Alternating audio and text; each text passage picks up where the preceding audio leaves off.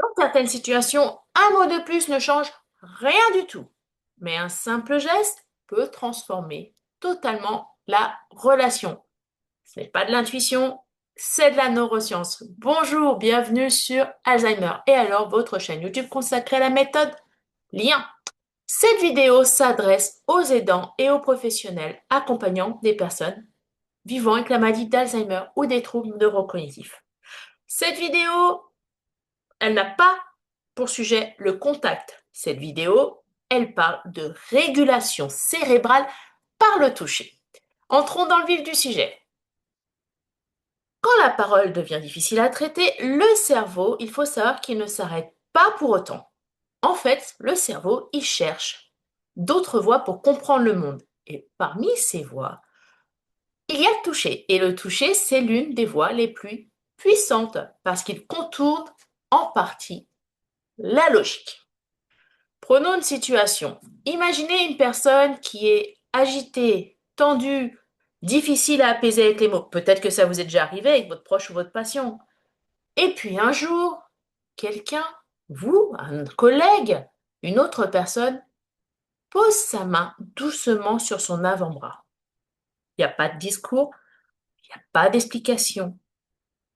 Et progressivement, le corps de cette personne qui était agitée se relâche. Pourquoi?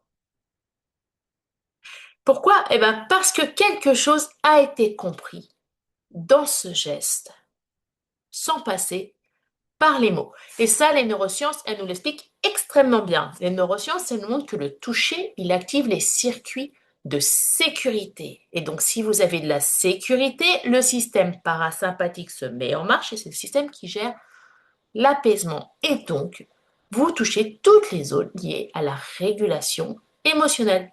Par conséquent, un contact adapté peut envoyer un signal très clair au cerveau en panique.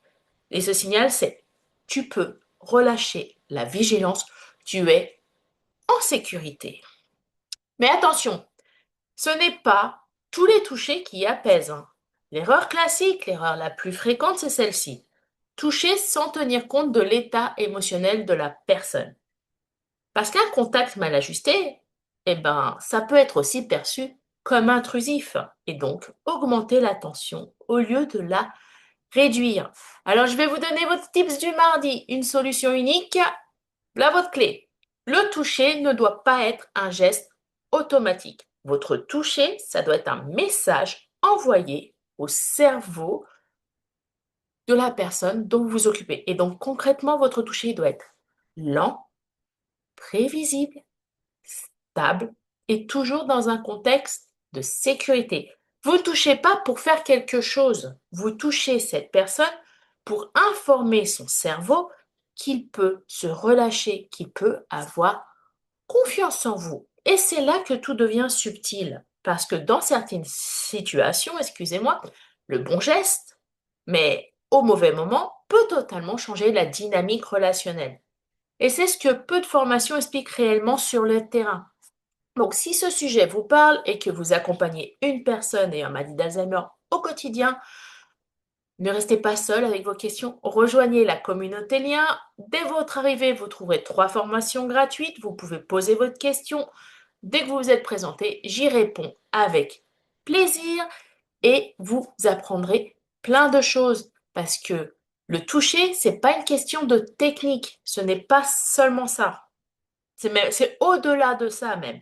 C'est une question de lecture du cerveau à travers le corps, votre corps, mais aussi le corps de la personne que vous accompagnez. Et retenez ceci, parfois, ce que le cerveau comprend le mieux, c'est pas ce qu'on dit, surtout avec la maladie d'Alzheimer, c'est ce qu'on transmet sans parler. Créer du lien, même quand la mémoire flanche, c'est ça la méthode lien. À mardi prochain, 15 h.